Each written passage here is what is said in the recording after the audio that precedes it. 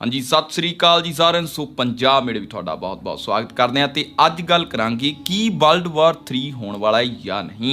सो जेकर होने वाला है तो इस नाल साडी लाइफ ते की इंपैक्ट पैणगे इस बारे गल करांगे। सो बहुत ही इनफॉर्मेशनल गल्लां होने वालियां ने, वीडियो विच लास्ट तक जरूर बने रहो। सो जिवें कि हुण सानू सारिਆਂ ਨੂੰ पता है कि इस वक्त रशिया यूक्रेन दे विच बड़िया होया है ते ओह ये भी कह रहा है कि यह वॉर नहीं है, ये साडे मिलिटरी ऑपरेशन है। सो बहुत ही दुख की गल है कि अपने एक इंडियन स्टूडेंट दी इस वॉर ਦੇ ਦੌਰਾਨ मौत भी हो चुकी है। सो ਤੁਹਾਨੂੰ ਦੱਸ ਦਈਏ ਕਿ ਆਪਣੇ ਜ਼ਿਆਦਾਤਰ ਸਟੂਡੈਂਟ ਉੱਥੇ ਡਾਕਟਰੀ ਦੀ ਪੜ੍ਹਾਈ ਕਰਨ ਜਾਂਦੇ ਨੇ, ਕਿਉਂਕਿ ਆਪਣੇ ਇੱਥੇ ਉਹੀ ਡਾਕਟਰੀ ਦੀ ਪੜ੍ਹਾਈ ਬਹੁਤ ਸਾਰੀ ਡੋਨੇਸ਼ਨ ਤੋਂ ਬਾਅਦ ਹੁੰਦੀ ਹੈ, ਮਤਲਬ 1 ਕਰੋੜ ਦੇ ਨੇੜੇ ਤੇੜੇ। ਪਰ ਉਹੀ ਪੜ੍ਹਾਈ ਉੱਥੇ 30-40 ਲੱਖ ਰੁਪਏ ਵਿੱਚ ਹੋ ਜਾਂਦੀ ਹੈ। ਸੋ ਜੇਕਰ ਇੰਡੀਆ ਵਿੱਚ ਹੀ ਸਟੱਡੀ ਦਾ ਸਿਸਟਮ ਵਧੀਆ ਹੋਵੇ ਤਾਂ ਸਟੂਡੈਂਟ ਬਾਹਰ ਕਿਉਂ ਜਾਣ। ਸੋ ਇਸ ਮੁੱਦੇ ਤੇ ਵੀ ਆਪਾਂ ਨੇ ਬਹੁਤ ਵਾਰ ਗੱਲ ਕੀਤੀ ਹੈ ਤੇ ਜੇਕਰ ਕੋਈ ਸਟੱਡੀ ਕਰ ਵੀ ਲੈਂਦਾ ਤਾਂ ਉਸ ਲਈ ਇੰਡੀਆ ਵਿੱਚ ਜੌਬ ਲੱਭਣੀ ਬਹੁਤ ਜ਼ਿਆਦਾ ਮੁਸ਼ਕਲ ਹੋ ਜਾਂਦੀ ਹੈ। ਪਰ ਅੱਜ ਕੱਲ ਬਹੁਤ ਸਾਰੇ ਪਲੇਟਫਾਰਮ ਆ ਚੁੱਕੇ ਨੇ ਜਿਨ੍ਹਾਂ ਦੀ ਸਹਾਇਤਾ ਨਾਲ ਜੇਕਰ ਤੁਹਾਡੇ ਵਿੱਚ ਸਕਿੱਲ ਹੈ ਤਾਂ ਤੁਸੀਂ ਜੌਬ ਕਰ ਸਕਦੇ ਹੋ। ਸੋ ਅੱਗੇ ਵਧਣ ਤੋਂ ਪਹਿਲਾਂ ਤੁਹਾਨੂੰ ਦੱਸ ਦਈਏ ਕਿ ਰੀਲੇਵਲ ਇੱਕ ਅਜਿਹਾ ਚਮਤਕਾਰੀ ਪਲੇਟਫਾਰਮ ਹੈ ਜਿੱਥੇ ਤੁਸੀਂ ਸਿਰਫ ਇੱਕ ਟੈਸਟ ਦੇਣਾ ਹੈ ਤੇ ਇੰਡੀਆ ਦੀਆਂ ਟੌਪ ਕੰਪਨੀਆਂ ਦੇ ਵਿੱਚ ਤੁਸੀਂ ਜੌਬ ਪਾ ਸਕਦੇ ਹੋ।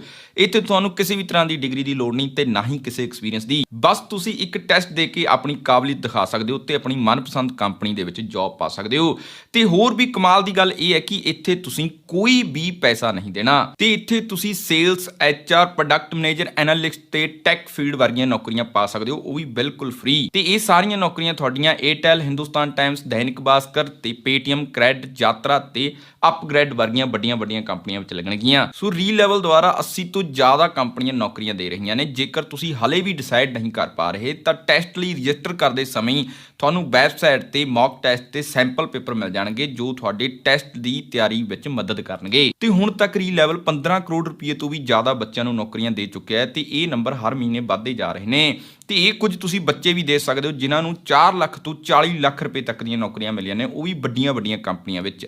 ਤੇ ਇਹੀ ਨਹੀਂ, ਰੀਲੇਵਲ ਹਰ ਮਹੀਨੇ ਆਪਣੇ ਟੌਪਰ ਬੱਚਿਆਂ ਨੂੰ ਆਈਫੋਨ, ਆਈਵਾਚ, ਮੈਕਬੁੱਕ ਵਰਗੇ ਪ੍ਰਾਈਜ਼ ਵੀ ਦਿੰਦਾ ਹੈ। ਸੋ ਇਸ ਲਈ ਤੁਸੀਂ ਸਿਰਫ ਬੇਸਿਕ ਡਿਟੇਲ ਭਰ ਕੇ ਆਰਾਮ ਨਾਲ ਵੈਬਸਾਈਟ ਤੇ ਸਾਈਨ ਅਪ ਕਰ ਸਕਦੇ ਹੋ ਤੇ ਟੈਸਟ ਲਈ ਰਜਿਸਟਰ ਕਰ ਸਕਦੇ ਹੋ। ਇਸ ਲਈ ਤੁਹਾਨੂੰ ਕੋਈ ਵੀ ਪੈਸਾ ਦੇਣ ਦੀ ਜ਼ਰੂਰਤ ਨਹੀਂ ਹੈ, ਬਲਕਿ ਇੱਕ ਫ੍ਰੀ ਟੈਸਟ ਦੇ ਕੇ ਇੱਕ ਵਧੀਆ ਨੌਕਰੀ ਤੇ ਵਧੀਆ ਪ੍ਰਾਈਜ਼ ਜਿੱਤਣ ਦਾ ਤੁਹਾਡੇ ਕੋਲ ਮੌਕਾ ਹੈ। ਸੋ ਲਿੰਕ ਡਿਸਕ੍ਰਿਪਸ਼ਨ 'ਚ ਮਿਲ ਜਾਵੇਗਾ, ਇੱਕ ਵਾਰੀ ਚੈੱਕ ਜ਼ਰੂਰ ਕਰਿਓ। ਤੇ US ਦਾ ਤੇ ਨਾਟੋ ਦਾ ਯੂਕਰੇਨ ਨੂੰ ਸਪੋਰਟ ਤਾਂ ਮਿਲ ਰਿਹਾ ਹੈ ਪਰ ਉਹ ਇਸ ਵਾਰ ਦੇ ਵਿੱਚ ਹਲੇ ਆਏ ਨਹੀਂ ਹੈ। ਪਰ ਜੇਕਰ US ਇਹ ਵਾਰ ਵਿੱਚ ਵੜਦਾ ਹੈ ਨਾ ਤਾਂ ਚਾਈਨਾ ਦੀ ਰਸ਼ੀਆ ਨੂੰ ਕਿੰਨੀ ਵੱਡੀ ਸਪੋਰਟ ਹੈ ਇਹ ਸਭ ਜਾਣਦੇ ਆ। ਤਾਂ ਚਾਈਨਾ ਵੀ ਇਹ ਮਾਮਲੇ ਵਿੱਚ ਆ ਜਾਵੇਗਾ। ਪਰ ਜੇਕਰ ਚਾਈਨਾ ਰਸ਼ੀਆ ਦੇ ਨਾਲ ਜੁੜ ਗਿਆ ਤਾਂ ਯੂਰਪ ਦੀਆਂ ਸਾਰੀਆਂ ਕੰਟਰੀਆਂ ਯੂਕਰੇਨ ਨੂੰ ਸਪੋਰਟ ਕਰਨ ਲੱਗ ਜਾਣਗੀਆਂ। ਮਤਲਬ ਇਸ ਤੋਂ ਬਾਅਦ ਸਮਝੋ ਕਿ ਵਾਰ ਦਾ ਟੌਪ ਗੇਅਰ ਪੈ ਗਿਆ। ਇਸ ਤੋਂ ਬਾਅਦ ਵਾਰ ਰੁਕਣ ਦਾ ਨਾਮ ਨਹੀਂ ਲੈ ਸਕਦੀ, ਕਿਉਂਕਿ ਚਾਈਨਾ ਨੇ ਇੱਕ ਬਹੁਤ ਵੱਡੀ ਇਨਵੈਸਟਮੈਂਟ ਅਫਰੀਕਨ ਕੰਟਰੀਆਂ ਵਿੱਚ ਕੀਤੀ ਹੋਈ ਹੈ ਤੇ ਇਸ ਲਈ ਅਫਰੀਕਨ ਕੰਟਰੀਆਂ ਹੁਣ ਕਿਸ ਦੀ ਸਹਾਇਤਾ ਕਰਨਗੀਆਂ? ਚਾਈਨਾ ਤੇ ਰਸ਼ੀਆ ਦੀ। ਮਤਲਬ ਫਿਰ ਅਫਰੀਕਨ ਕੰਟਰੀਆਂ ਵਿਰੁੱਧ ਹੋ ਜਾਣਗੀਆਂ US ਦੇ ਤੇ ਉਸ ਤੋਂ ਬਾਅਦ ਇੰਡੀਆ ਨੂੰ ਪੁੱਛਿਆ ਜਾਵੇਗਾ ਤੇ ਉਸ ਸਮੇਂ ਇੰਡੀਆ ਬੇਸ਼ੱਕ US ਨਾਲ ਜੁੜੇ ਜਾਂ ਰਸ਼ੀਆ ਨਾਲ, ਫਿਰ ਚਾਈਨਾ ਸਾਡੇ ਵਿਰੁੱਧ ਹੋ ਸਕਦਾ ਹੈ ਜਾਂ ਫਿਰ ਕੋਈ ਹੋਰ ਕੰਟਰੀ। ਤੇ ਚਾਈਨਾ ਦਾ ਪਹਿਲਾਂ ਤੋਂ ਪਲਾਨ ਇਹ ਵੀ ਚੱਲ ਰਿਹਾ ਹੈ ਕਿ ਤਾਈਵਾਨ ਵਾਲੇ ਵੀ ਬਹੁਤ ਬੋਲਦੇ ਰਹਿੰਦੇ ਕਿ ਅਸੀਂ ਅਲੱਗ ਹੋਣਾ ਹੈ। ਵੈਸੇ ਤਾਂ ਇੱਕ ਤਰ੍ਹਾਂ ਦੀ ਅਲੱਗ ਕੰਟਰੀ ਹੈ, ਪਰ ਜਿੱਥੇ ਬਾਕੀ ਕੰਟਰੀਆਂ ਯੁੱਧ ਵਿੱਚ ਦੂਜੇ ਪਾਸੇ ਬਿਜ਼ੀ ਹੋਣਗੀਆਂ, ਇੱਧਰ ਚਾਈਨਾ ਤਾਈਵਾਨ ਤੇ ਹਮਲਾ ਕਰ ਦੇਗਾ ਕਿ ਇਹਨੂੰ ਫਿਰ ਮੈਂ ਆਪਣੇ ਨਾਲ ਮਿਲਾ ਲਵਾਂ। ਪਰ ਇਸ ਵਾਰ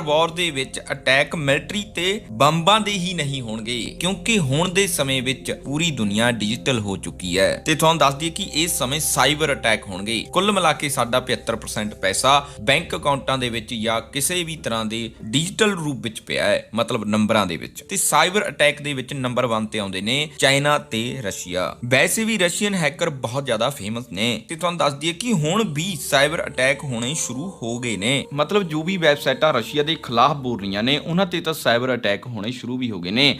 ਪਰ ਹੁਣ ਜੇਕਰ ਇੱਕ ਪਾਸੇ ਦੇਖੀਏ ਕਿ ਦੁਨੀਆ ਦਾ ਬਹੁਤ ਸਾਰਾ ਪੈਸਾ ਡਿਜੀਟਲ ਰੂਪ ਵਿੱਚ ਪਿਆ ਹੈ, ਪਰ ਜੇਕਰ ਹੁਣ ਉੱਥੋਂ ਦੇ ਹੈਕਰਾਂ ਨੂੰ ਰਸ਼ੀਅਨ ਗਵਰਨਮੈਂਟ ਦੀ ਸਪੋਰਟ ਮਿਲ ਗਈ ਤਾਂ ਅਸੀਂ ਸੋਚ ਵੀ ਨਹੀਂ ਸਕਦੇ ਕਿ ਉਹ ਕੀ ਕਰ ਸਕਦੇ ਨੇ। ਸੋ ਜੇਕਰ ਚਾਈਨਾ ਤੇ ਰਸ਼ੀਆ ਮਿਲਦੇ ਨੇ ਤਾਂ ਬਹੁਤ ਵੱਡੀ ਪਾਵਰ ਬਣ ਸਕਦੇ ਨੇ। ਪਰ US ਕਦੇ ਵੀ ਨਹੀਂ ਚਾਹੁੰਦਾ ਕਿ ਇਹ ਦੋਨੋਂ ਕੰਟਰੀਆਂ ਪਾਵਰ ਦੇ ਵਿੱਚ ਆਉਣ, ਉਹ ਵੀ ਇਕੱਠੀਆਂ ਮਿਲ ਕੇ। ਸੋ ਇਦਾਂ ਨਹੀਂ ਹੈ ਕਿ ਜਦੋਂ ਵਾਰ ਹੋ ਜਾਵੇਗੀ ਕਿ ਸਾਡੇ ਸਾਰਿਆਂ ਦੇ ਉੱਤੇ ਬੰਬ ਕਰਨਗੇ। ਸੋ ਜਦੋਂ ਵਰਲਡ ਵਾਰ 1 ਹੋਈ ਸੀ 1914 ਤੋਂ ਲੈ ਕੇ 1918 ਤੱਕ, ਮਤਲਬ 4 ਸਾਲ ਤੱਕ ਇਹ ਵਾਰ ਚੱਲੀ ਸੀ ਤੇ ਇਸ ਦੇ ਵਿੱਚ 20 ਮਿਲੀਅਨ ਲੋਕ ਮਰੇ ਸੀ, ਮਤਲਬ ਕਿ 2 ਕਰੋੜ ਲੋਕ ਉਸ ਸਮੇਂ। ਤੇ ਜਦੋਂ ਵਰਲਡ ਵਾਰ 2 ਹੋਈ ਸੀ ਤਾਂ 1939 ਤੋਂ ਲੈ ਕੇ 1945 ਤੱਕ ਇਹ ਚੱਲੀ ਸੀ। ਮਤਲਬ 6 ਸਾਲ ਤੱਕ ਇਹ ਵਾਰ ਚੱਲੀ ਸੀ ਤੇ ਇਸ ਵਿੱਚ 80 ਮਿਲੀਅਨ ਲੋਕ ਮਰੇ ਸੀ, ਮਤਲਬ 8 ਕਰੋੜ ਲੋਕ। ਤੇ ਉਸ ਸਮੇਂ ਅਮਰੀਕਾ ਨੇ ਹਿਰੋਸ਼ੀਮਾ ਤੇ ਨਾਗਾਸਾਕੀ ਤੇ ਪਰਮਾਣੂ ਬੰਬ ਵੀ ਗੇਰੇ ਸੀ, ਪਰ ਉਸ ਸਮੇਂ ਹਰੇਕ ਕੰਟਰੀ ਕੋਲ ਨਿਊਕਲੀਅਰ ਬੰਬ ਨਹੀਂ ਸੀ। ਤੇ ਉਸ ਸਮੇਂ ਹਿਰੋਸ਼ੀਮਾ ਵਿੱਚ 1,30,000 ਦੇ ਨੇੜੇ ਤੇੜੇ ਲੋਕ ਮਰੇ ਸੀ ਤੇ ਨਾਗਾਸਾਕੀ ਦੇ ਵਿੱਚ 1.5 ਲੱਖ ਦੇ ਕਰੀਬ, ਜਦ ਕਿ ਉਸ ਸਮੇਂ ਜ਼ਿਆਦਾ ਪਾਪੂਲੇਸ਼ਨ ਨਹੀਂ ਸੀ। ਤੇ ਉਸ ਸਮੇਂ ਜਾਪਾਨ ਕੋਲ ਨਿਊਕਲੀਅਰ ਬੰਬ ਹੀ ਨਹੀਂ ਸੀ। ਜੇਕਰ ਉਹਨਾਂ ਕੋਲ ਹੁੰਦਾ ਤਾਂ ਸ਼ਾਇਦ ਉਹ ਵੀ ਯੂਐਸ ਤੇ ਗੇਰ ਦਿੰਦੇ, ਪਰ ਅੱਜ ਦੇ ਸਮੇਂ 9 ਦੇਸ਼ਾਂ ਕੋਲ ਲਗਭਗ 16,000 ਦੇ ਨੇੜੇ ਤੇੜੇ ਨਿਊਕਲੀਅਰ ਬੰਬ ਨੇ। ਸੋ ਉਸ ਸਮੇਂ ਇੰਨੀ ਘੱਟ ਪਾਪੂਲੇਸ਼ਨ ਵਿੱਚ 1.5 ਲੱਖ ਲੋਕ ਇੱਕ ਬੰਬ ਨੇ ਮਾਰੇ ਸੀ। ਸੋ ਵੈਸੇ ਦੁਨੀਆ ਦੇ ਇਤਿਹਾਸ ਵਿੱਚ ਐਦਾਂ ਕਦੇ ਹੋਣਾ ਤਾਂ ਨਹੀਂ ਚਾਹੀਦਾ, ਪਰ ਫਿਰ ਵੀ ਕੈਲਕੂਲੇਸ਼ਨ ਕਰਕੇ ਤੁਸੀਂ ਕਮੈਂਟ ਜ਼ਰੂਰ ਕਰ ਸਕਦੇ ਹੋ ਕਿ ਅੱਜ ਦੇ ਸਮੇਂ ਕਿੰਨੇ ਲੋਕਾਂ ਦੀ ਜਾਨ ਜਾ ਸਕਦੀ ਹੈ। ਕੁੱਲ ਮਿਲਾ ਕੇ ਇਦਾਂ ਹੋਣ ਨਾਲ ਕੁਝ ਵੀ ਨਹੀਂ ਬਚੇਗਾ। ਸੋ ਜਾਨਾਂ ਤਾਂ ਇਸ ਨਾਲ ਜਾਣਗੀਆਂ ਹੀ, ਪਰ এনवायरमेंट ਤੇ ਕਿੰਨਾ ਵੱਡਾ ਅਸਰ ਹੋਵੇਗਾ ਇਸ ਬਾਰੇ ਕੋਈ ਸੋਚ ਹੀ ਨਹੀਂ ਰਿਹਾ, ਕਿਉਂਕਿ ਇਸ ਨਾਲ ਬਹੁਤ ਹੀ ਡਾਰਕ ਕਲਾਉਡ ਬਣਨਗੇ ਜੋ ਧਰਤੀ ਦੇ ਬਹੁਤ ਸਾਰੇ ਹਿੱਸੇ ਨੂੰ ਉੱਤੋਂ ਢੱਕ ਲੈਣਗੇ।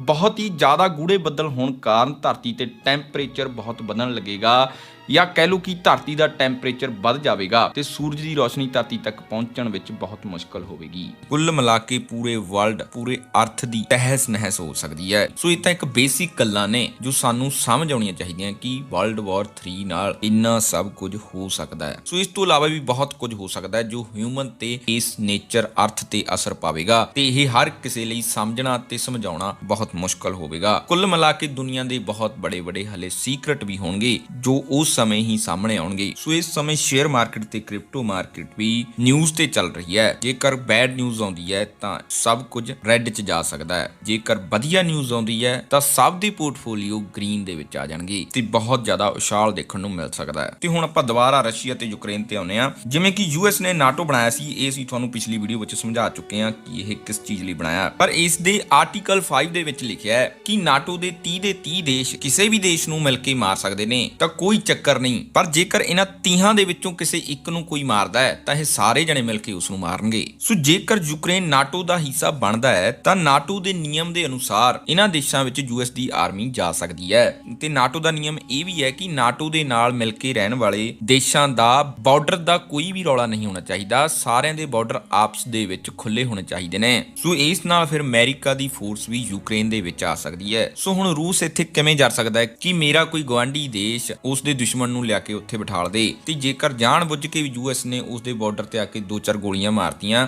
ਤੇ ਰਸ਼ੀਆ ਨੇ ਵਾਪਸ ਮਾਰੀਆਂ ਤਾਂ ਸਮਝੋ ਆਰਟੀਕਲ 5 ਦਾ ਉਲੰਘਣ ਹੋ ਗਿਆ। ਇਹ ਕਹਿ ਕੇ ਇਹ ਵਾਰ ਸ਼ੁਰੂ ਕਰ ਸਕਦੇ ਨੇ। ਸੋ ਜਿਵੇਂ ਕਿ ਅਸੀਂ ਤੁਹਾਨੂੰ ਪਿਛਲੀ ਵੀਡੀਓ 'ਚ ਸਮਝਾਇਆ ਸੀ, ਸੋ ਇਸ ਨੂੰ ਤੁਸੀਂ ਨਕਸ਼ੇ ਤੇ ਸਮਝ ਸਕਦੇ ਹੋ। ਇਸ ਨੇ ਪਹਿਲਾਂ ਕ੍ਰੀਮੀਆ ਨੂੰ ਦੱਬਿਆ ਤੇ ਇਸ ਨਾਲ ਜ਼ੋਬ ਸਾਗਰ ਸਾਰਾ ਇਸ ਦੇ ਹਿੱਸੇ 'ਚ ਆ ਗਿਆ ਤੇ ਇਸ ਤੋਂ ਬਾਅਦ ਡੋਨਾਸ ਤੇ ਲੁਹਾਂਸ ਵਿੱਚ ਵਿਦਰੋਹੀਆਂ ਨੂੰ ਖੜਾ ਕੀਤਾ ਤੇ ਆਪਣੀ ਸੈਨਾ ਉੱਥੇ ਭੇਜ ਦਿੱਤੀ ਤੇ ਉਹਨਾਂ ਨੂੰ ਇੱਕ ਅਲੱਗ ਦੇਸ਼ ਦਾ ਦਰਜਾ ਦੇ ਦਿੱਤਾ। ਤੇ ਉੱਤੇ ਪਾਸੇ ਬੈਲਾਰੂਸ ਹੈ ਜੋ ਉਸ ਵਿੱਚ ਵੀ ਆਪਣੀ ਸਾਰੀ ਫੌਜ ਤਾਰ ਦਿੱਤੀ। ਮਤਲਬ ਚਾਰੇ ਪਾਸਿਓਂ ਇਸ ਨੂੰ ਇੱਕ ਪਲਾਨ ਨਾਲ ਘੇਰ ਲਿਆ। ਤੇ ਤੁਹਾਨੂੰ ਦੱਸ ਦਈਏ ਕਿ ਯੂਐਨਓ ਦਾ ਨਾਮ ਤੁਸੀਂ ਸੁਣਿਆ ਹੋਵੇਗਾ ਤੇ ਯੂਐਨਓ ਇੱਕ ਬਹੁਤ ਹੀ ਤਰੀਕੇ ਨਾਲ ਅਮਰੀਕਾ ਨੇ ਤਿਆਰ ਕੀਤਾ ਹੈ। ਸੋ ਯੂਐਨਓ ਦਾ ਯੂਜ਼ ਕਰਕੇ ਅਮਰੀਕਾ ਕਿਸੇ ਤੇ ਵੀ ਹਮਲਾ ਕਰ ਸਕਦਾ ਹੈ, ਪਰ ਇਸ ਵਾਰ ਰਸ਼ੀਆ ਨੇ ਇਸ ਚੀਜ਼ ਦਾ ਹੀ ਫਾਇਦਾ ਚੱਕ ਲਿਆ।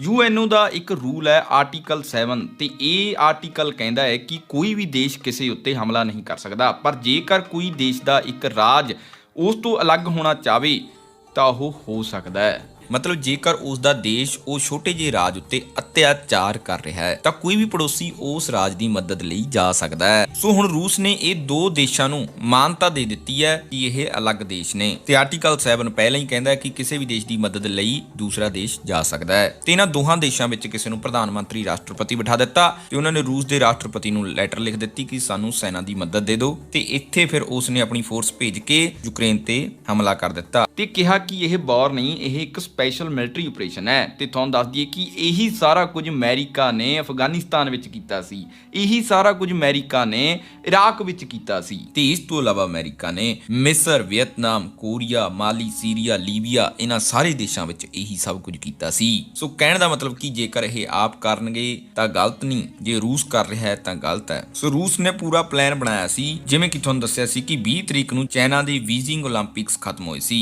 ਤੇ ਉਸ ਤੋਂ ਅਗਲੇ ਦਿਨ ਹੀ 21 ਤਰੀਕ ਨੂੰ ਵਲਾਦੀਮੀਰ ਪੁਤਿਨ ਨੇ ਯੂਕਰੇਨ ਦੇ 2 ਸੁਤੰਤਰ ਦੇਸ਼ਾਂ ਦੀ ਘੋਸ਼ਣਾ ਕਰ ਦਿੱਤੀ ਤੇ ਇਹ ਘੋਸ਼ਣਾ ਇਸ ਕਰਕੇ ਕੀਤੀ ਗਈ ਤਾਂ ਜੋ ਯੂਐਨਓ ਦੇ ਆਰਟੀਕਲ 7 ਦਾ ਪ੍ਰਯੋਗ ਕੀਤਾ ਜਾ ਸਕੇ ਤੇ 23 ਤਰੀਕ ਨੂੰ ਉਹਨਾਂ ਸੁਤੰਤਰ ਦੇਸ਼ਾਂ ਨੇ ਲੈਟਰ ਲਿਖ ਦਿੱਤਾ ਰੂਸ ਨੂੰ ਕਿ ਸਾਨੂੰ ਸੈਨਾ ਦੀ ਮਦਦ ਦਿੱਤੀ ਜਾਵੇ ਤੇ 23 ਤਰੀਕ ਨੂੰ ਫਿਰ ਪੁਤਿਨ ਨੇ ਸੈਨਾ ਨਾਲ ਉਹਨਾਂ ਦੇਸ਼ਾਂ ਰਾਹੀਂ ਐਂਟਰੀ ਲਈ ਤੇ ਯੂਕਰੇਨ ਤੇ ਹਮਲਾ ਕਰ ਦਿੱਤਾ ਤੇ ਰੂਸ ਦਾ ਜੋ ਵੀ ਇੱਥੇ ਹਮਲਾ ਹੋ ਰਿਹਾ ਹੈ ਇਹ ਇੱਕ ਐਵਰੇਜ ਹਥਿਆਰਾਂ ਨਾਲ ਕੀਤਾ ਜਾ ਰਿਹਾ ਹੈ, ਨਾ ਕਿ ਬਹੁਤ ਹੀ ਘਾਤਕ ਹਥਿਆਰਾਂ ਨਾਲ। ਪਰ ਜਿਵੇਂ ਜਿਵੇਂ ਸਮਾਂ ਲੰਘਦਾ ਜਾਵੇਗਾ, ਪੈਸਾ ਜ਼ਿਆਦਾ ਲੱਗਦਾ ਜਾਵੇਗਾ, ਹੋ ਸਕਦਾ ਉਸ ਤੋਂ ਬਾਅਦ ਵੱਡੇ ਹਥਿਆਰ ਯੂਜ਼ ਕੀਤੇ ਜਾ ਸਕਣ ਤੇ ਜਿੰਨੇ ਵੀ ਸੈਨਾ ਦੇ ਟੈਂਕ ਵਗੈਰਾ ਬਣਦੇ ਸੀ ਉਹ ਰੂਸ ਯੂਕਰੇਨ ਦੇ ਵਿੱਚ ਬਣਾਉਂਦਾ ਸੀ ਤੇ ਪਾਕਿਸਤਾਨ ਦੇ ਅੱਜ ਵੀ ਜੋ ਟੈਂਕ ਨੇ ਉਹ ਯੂਕਰੇਨ ਤੋਂ ਹੀ ਬਣੇ ਨੇ। ਤੇ ਤੁਹਾਨੂੰ ਦੱਸ ਦਈਏ ਕਿ 1991 ਦੇ ਵਿੱਚ ਜਦੋਂ USSR ਤੋਂ 15 ਦੇਸ਼ ਇਹ ਯੂਕਰੇਨ ਸਣੇ ਟੁੱਟੇ ਸੀ ਤਾਂ ਉਸ ਸਮੇਂ ਯੂਕਰੇਨ ਕੋਲ 200 ਦੇ ਕਰੀਬ ਪਰਮਾਣੂ ਬੰਬ ਸੀ। ਪਰ 1996 ਵਿੱਚ NPT ਦੇ ਸਮਝੌਤੇ ਦੌਰਾਨ ਰਸ਼ੀਆ ਨੇ ਆਪਣੇ 200 ਦੇ 200 ਨਿਊਕਲੀਅਰ ਬੰਬ ਰਸ਼ੀਆ ਨੂੰ ਦੇ ਦਿੱਤੇ। ਪਰ ਉਸ ਸਮੇਂ ਜੇਕਰ ਰਸ਼ੀਆ ਨੂੰ ਇਹ ਬੰਬ ਨਾ ਦਿੰਦਾ ਯੂਕਰੇਨ ਤਾਂ ਅੱਜ ਮਾਹੌਲ ਕੁਝ ਹੋਰ ਹੋਣਾ ਸੀ, ਕਿਉਂਕਿ ਕੋਈ ਵੀ ਪਰਮਾਣੂ ਦੇਸ਼ ਉੱਤੇ ਹਮਲਾ ਨਹੀਂ ਕਰਦਾ। ਕਿ ਇੱਕ ਵਧੀਆ ਨੌਕਰੀ ਤੇ ਵਧੀਆ ਪ੍ਰਾਈਜ਼ ਜਿੱਤਣ ਦਾ ਤੁਹਾਡੇ ਕੋਲ ਮੌਕਾ ਹੈ, ਸੋ ਲਿੰਕ ਡਿਸਕ੍ਰਿਪਸ਼ਨ 'ਚ ਮਿਲ ਜਾਵੇਗਾ, ਇੱਕ ਵਾਰੀ ਚੈੱਕ ਜ਼ਰੂਰ ਕਰਿਓ। ਸੋ ਬੇਸ਼ੱਕ ਬਹੁਤ ਸਾਰੇ ਲੋਕਾਂ ਲਈ ਇਹ ਇੱਕ ਮੈਚ ਦੀ ਤਰ੍ਹਾਂ ਹੈ ਕਿ ਅੱਜ ਕੀ ਹੋਇਆ ਤੇ ਕੱਲ ਨੂੰ ਕੀ ਹੋਵੇਗਾ। ਸੋ ਜਹੀ ਜੰਗ ਵਿੱਚ ਵੈਸੇ ਤਾਂ ਆਮ ਇਨਸਾਨ ਲਈ ਬਹੁਤ ਮੁਸ਼ਕਲਾਂ ਆਉਂਦੀਆਂ ਨੇ, ਪਰ ਜੋ ਇਨਸਾਨ ਇਸ ਸਮੇਂ ਹਸਪੀਟਲ ਵਿੱਚ ਭਰਤੀ ਹੋਣਗੇ ਉਹਨਾਂ ਲਈ ਇਹ ਦਿੱਕਤ ਹੋਰ ਵੀ ਜ਼ਿਆਦਾ ਦਿਲ ਦਹਿਲਾ ਦੇਣ ਵਾਲੀ ਹੋਵੇਗੀ। ਬੇਸ਼ੱਕ ਉਹਨਾਂ ਨੂੰ ਕਿਸੇ ਵੀ ਤਰ੍ਹਾਂ ਦੀ ਪ੍ਰੋਬਲਮ ਹੋਵੇ ਤੇ ਸਭ ਤੋਂ ਔਖਾ ਉਸ ਮਾਂ ਲਈ ਹੈ ਜਿਸਨੇ ਇਸ ਵਾਰ ਦੇ ਦੌਰਾਨ ਜਨਮ ਦਿੱਤਾ ਜਾਂ ਹਲੇ ਕਿਸੇ ਬੱਚੇ ਨੂੰ ਜਨਮ ਦੇਣਾ ਹੋਵੇਗਾ। ਸੋ ਉਸ ਦੀ ਕੰਡੀਸ਼ਨ ਅਸੀਂ ਮਹਿਸੂਸ ਵੀ ਨਹੀਂ ਕਰ ਸਕਦੇ। ਸੋ ਟੂਪਾਕ ਨੇ ਕਿਹਾ ਸੀ ਕਿ ਅੱਜ ਦੀ ਅਸਲੀਅਤ ਇਹ ਹੈ ਕਿ ਸਰਕਾਰਾਂ ਕੋਲ ਜੰਗਾਂ ਲਈ ਤਾਂ ਬਹੁਤ ਸਾਰਾ ਪੈਸਾ ਹੈ ਪਰ ਕਿਸੇ ਗਰੀਬ ਨੂੰ ਰੋਟੀ ਦੇਣ ਲਈ ਨਹੀਂ ਹੈ। ਜੰਗਾਂ ਵਾਸਤੇ ਸਪੈਸ਼ਲ ਬਜਟ ਬਣਾਏ ਜਾਂਦੇ ਨੇ ਪਰ ਕਿਸੇ ਗਰੀਬ ਨੂੰ ਰੋਟੀ ਦੇਣ ਲਈ ਕੋਈ ਬਜਟ ਨਹੀਂ ਹੈ। ਸੋ ਇਹ ਵੀਡੀਓ ਤੁਹਾਨੂੰ ਕਿਵੇਂ ਦੀ ਲੱਗੀ ਸਾਨੂੰ ਲਾਈਕ ਤੇ ਕਮੈਂਟ ਕਰਕੇ ਜਰੂਰ ਦੱਸਿਓ ਤੇ ਨਾਲ ਦੀ ਨਾਲ ਇਹ ਵੀਡੀਓ ਨੂੰ ਵੱਧ ਤੋਂ ਵੱਧ ਸ਼ੇਅਰ ਜਰੂਰ ਕਰ ਦਿਓ ਤਾਂ ਜੋ ਇਨਫੋਰਮੇਸ਼ਨ ਜ਼ਿਆਦਾ ਤੋਂ ਜ਼ਿਆਦਾ ਲੋਕਾਂ ਤੱਕ ਪਹੁੰਚ ਸਕੇ। ਤੇ ਹਰ ਰੋਜ਼ ਮੋਟੀਵੇਸ਼ਨ ਦਾ ਡੋਜ਼ ਲੈਣ ਲਈ ਸਾਨੂੰ ਇੰਸਟਾਗ੍ਰਾਮ ਤੇ ਫੋਲੋ ਜਰੂਰ ਕਰਿਓ, ਉੱਥੇ ਹਰ ਰੋਜ਼ ਮੋਟੀਵੇਸ਼ਨ ਦਾ ਡੋਜ਼ ਮਿਲਦਾ ਹੈ। ਸੋ ਨਵੇਂ ਦੋਸਤਾਂ ਨੂੰ ਬੇਨਤੀ ਹੈ ਕਿ ਹੋ ਸਕੇ ਤਾਂ ਚੈਨਲ ਸਬਸਕ੍ਰਾਈਬ ਕਰ ਲਿਓ ਤੇ ਨਾਲ ਦੀ ਨਾਲ ਬੈਲ ਦਾ ਬਟਨ ਜਰੂਰ ਦਬ ਲਿਓ ਤਾਂ ਜੋ ਸਾਡੀ ਨਵੀਂ ਵੀਡੀਓ ਤੁਹਾਡੇ ਕੋਲ ਸਭ ਤੋਂ ਪਹਿਲਾਂ ਪਹੁੰਚ ਸਕੇ। ਥੈਂਕ ਯੂ, ਧੰਨਵਾਦ।